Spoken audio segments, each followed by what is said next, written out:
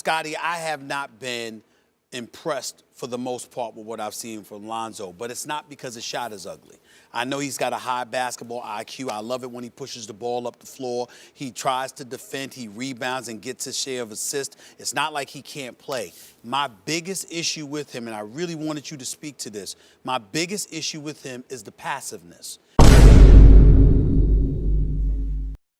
He's starting to scare me. I'm starting to see bust.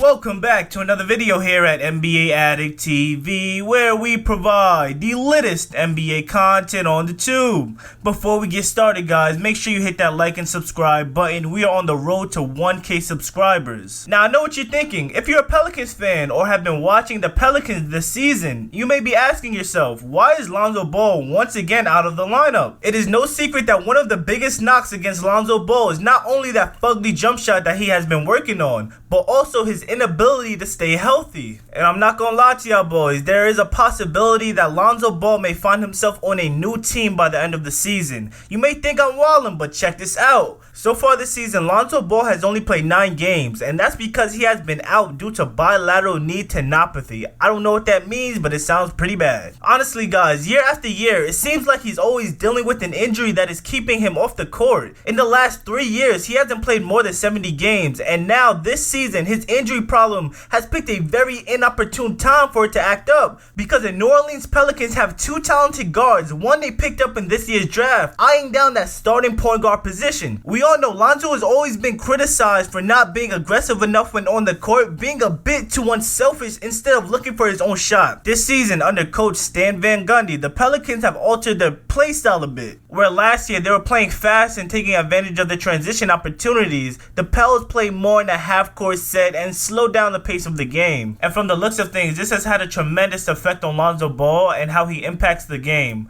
Often, if you have been watching, they don't even have Zoe bring the ball up. They turned him into a goddamn spot-up shooter. When it comes to his subpar play and decreased stats, I will give him that he has been playing through his knee injury. And he even said that Stan Van Gundy said that he wants him to play more like a shooting guard rather than facilitate in the half court, while Bledsoe or Brandon Ingram are the main ball handlers. And as you can see by the stats that resulted in his drop in assists, Zoe is currently taking a career high in threes at 7 attempts per game, while only shooting 30%, which is a massive decrease from last season where he shot 37% on three-pointers. Man, this new system is really messing with how impactful Lonzo can be for this team. But this shouldn't come as a shock to anyone. Lonzo has always been best when he's playing at a fast pace. Even going back to his Chino Hill days, those long inbound passes and pushing the tempo up court constantly is what he's best at, to be honest. And if Lonzo can't do that, what is his role for this team? To be honest, in my opinion, the Pels were too fast in firing Alvin Gentry. I believe he was the perfect coach for the Pelicans. He had them playing at a fast pace, which benefited both Lonzo and Zion. Alright, let's keep it a buck for a second. The only reason that they weren't serious playoff contenders last season was because, one, Zion was out for half the year, which really affected the team as a whole. They were missing their star player, but once he came back, he looked like the Zion Williamson that we know and love. No homo, Zion, even though you're thicker than half the girls I dated, but that's for another video. And the second reason that they weren't playoff contenders is that they're still very young and inexperienced.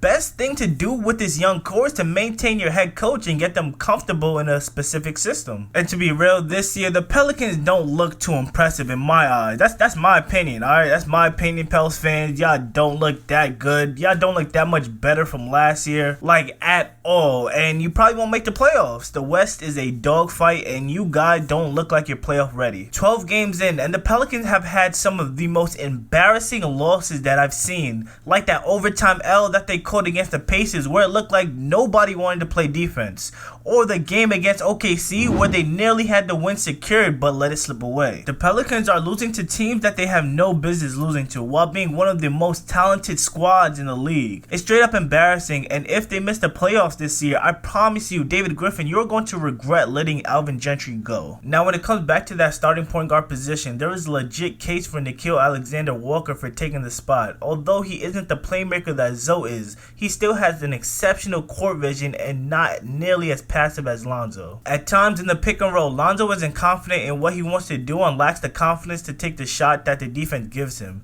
This season, Lonzo is averaging 12 points, 4 rebounds, 4 assists on 39 field goal percentage and 30% from 3.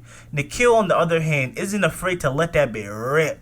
He attacks the rim strong and finishes at a higher rate than Zoe. He is averaging 11 points, 2 rebounds, and 1 assist. This season, Lonzo hasn't scored more than 20 points in a single game so far, and in Nickeil's first start of the season, he showed out, dropping 37 points, giving Stan Van Gundy a reason to continue to give him minutes. And let's not forget that the Pelicans also drafted Kira Lewis Jr. in this year's draft, who is a solid point guard out of Alabama, which even further supports the fact that they are moving on from Lonzo Ball. Now, before the Lonzo haters get on my ass, I'm not saying Lonzo is trash, alright? I still think he is a top 5 defensive point guard in the NBA, but I think one of two things need to happen. Lonzo needs to alter his game to fit better within the Pelicans' new system, or he may need to find a new team where he can be himself, and trust me, there are a lot of teams out there that need a guy like Lonzo on their roster. Let's not forget, the Pelicans and Lonzo Ball did not reach an agreement this offseason on a contract extension, so Lonzo may be out of New Orleans by the trade deadline. With that being said, guys, comment down below who you guys think should make a move for Lonzo Ball if the Pelicans do decide to part ways with him. And that's all we got for today's video, NBA Addicts, and I'll see y'all next video.